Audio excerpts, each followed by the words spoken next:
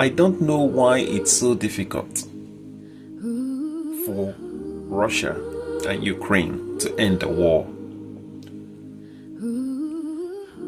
Why is it so difficult for both leaders, both countries, to end the war?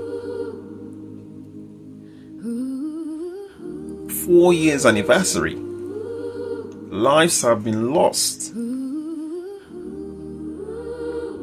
People have suffered attack. Families, children,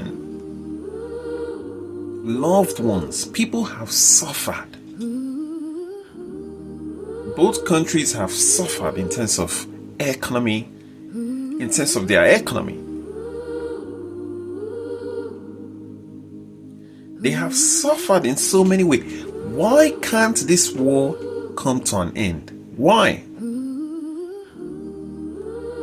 4 years ago, when they started this war,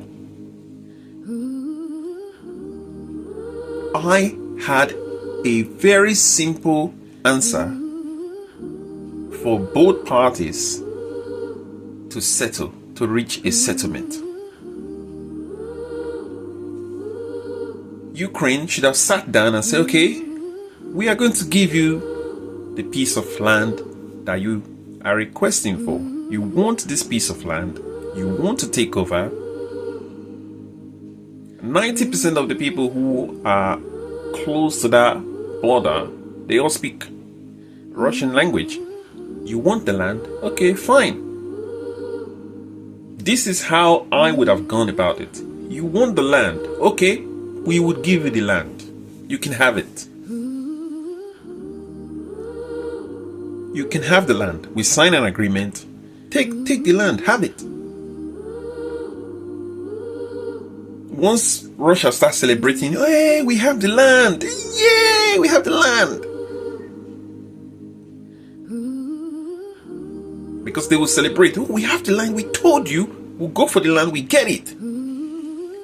You will now say to them, what are you going to give us back in return?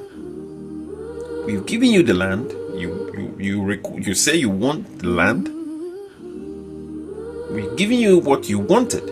So now, what are you going to give us back in return? And then the negotiations will start. If I was the president of Ukraine, the first thing I would say, okay, can you supply us gas for the next 20 years or 30 years? Or can you supply us gas in perpetuity? No fee involved. No contract. No. Maybe they will sign an agreement, obviously. International diplomat, international institutions, America, all the countries, Europe, all will be part of that negotiation process. And an agreement will be reached.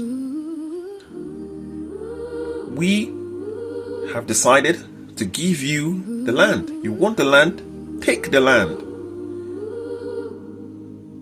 Because what will happen if you give the man the land?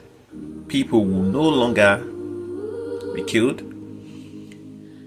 Peace will be restored. Look at the benefits of giving the land to Russia. Look at all the benefits. The country will start to rebuild. The country will be restored. So many things will come into place. Now, can you supply us gas in perpetuity for the rest of eternity? You're going to supply us gas. If Russia say, we cannot supply you gas, okay, what can we get in return? Can you supply us? What other resources can they supply? Is there something they can give back in return? Can you ensure you pay us as a country $100 million every year for the next 10 years? You have the land, we're giving you the land. Now we are negotiating for replacement. A contract will be put in place, and Russia will say, okay, we'll pay you $100 million every year for the next 30 years or 40 years. This is how you negotiate. Not holding on to the land. People keep fighting. You keep running to one country for weapon, running to another country to support you financially, running from place to place. Help me, I need your help. We are running out of resources. We need your help. That is not the way to go. Negotiate. Give the land away. It's a land. Give it away.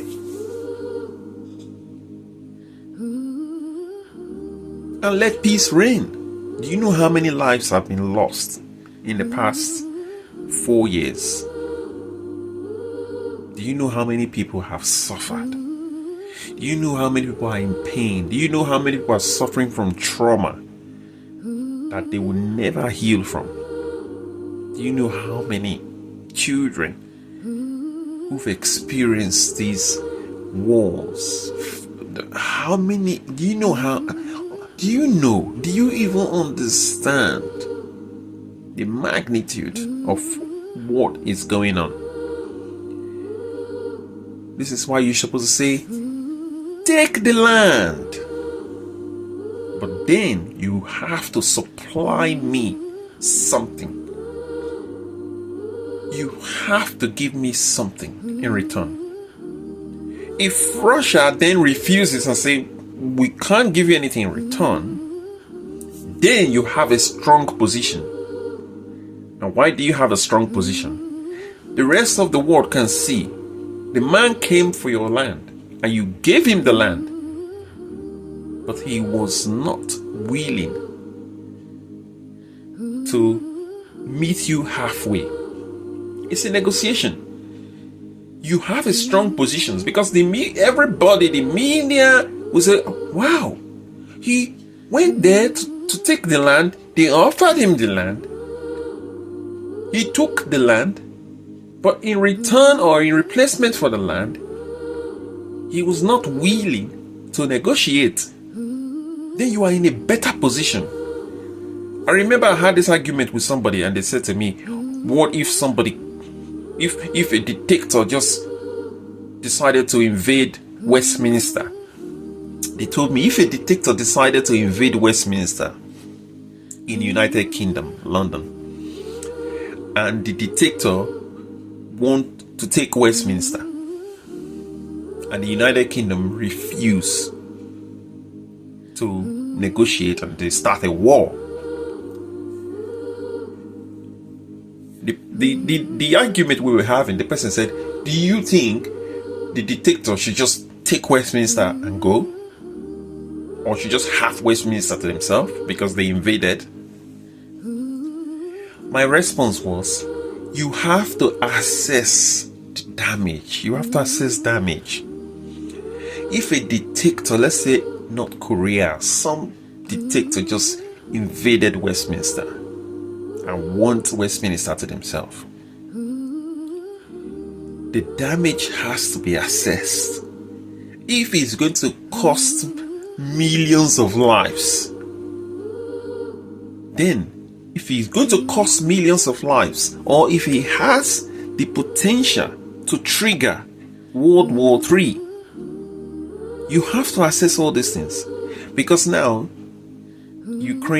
President of Ukraine was accusing Russia of starting World War III. You have to assess the damage. When he invaded 4 years ago, you should have assessed and said, could this be leading to World War III? Why don't we just give him what he wants? Going back to Westminster, you have to assess the damage. Assess what you have to. If it's going to cost millions of lives, okay, you want Westminster, we'll give the Westminster to you. Nobody gets hurt. Nobody gets hurt. No family will be in pain. Everything will remain as they are. We give you Westminster. So what do you want? You want all the people who live in Westminster, you want them to move out. Okay, fine. What are you going to give us back in return? The dictator will have to say, okay, I want Westminster because I want to give you this back in return. Okay, well, what are you giving us back in return? We are going to supply you electricity in perpetuity. Oh, which, if they say we're going to supply you electricity in perpetuity, forever, which means forever and ever, all the United Kingdom residents will not pay electricity. Just imagine that. Anyone who lives in the United Kingdom will not be paying for electricity. Why? Because the dictator requested for Westminster, and we give the dictator what they wanted, and now in return they want to supply us electricity for the next thousands of years. Problem solved. But what I tend to hear is, it's not as easy as that. Oh, you cannot just come and take someone's land. You cannot just invade someone's country. Okay, stay there and let everybody be going through trauma. Let everything be destroyed. Let everybody be using weapons against themselves. Is that going to bring the solution? No. What if that dictator invaded Westminster and carried on for the next 10 years? Do you know the damage that will be caused? Why can't all these problems be resolved right at the start? It doesn't take anything to resolve it.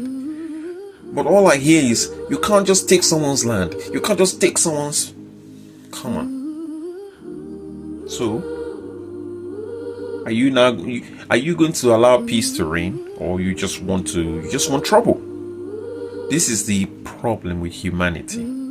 We cannot reach solutions. We can't reach simple solutions. We can't. We rather fight,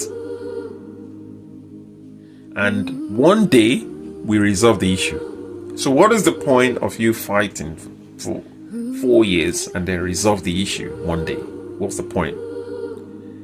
Because it's not going to fix the damages. It's not going to bring back all the lives that has been lost. It's not going to bring back all the properties that has been damaged. It's not going to bring back anything. There's nothing difficult about that negotiation between Russia and Ukraine. There's nothing difficult about it. It's a negotiation that can happen. But it comes across as if it's such a difficult thing. We cannot negotiate. We can't. Come on. There is a way. But you people don't want to take that way.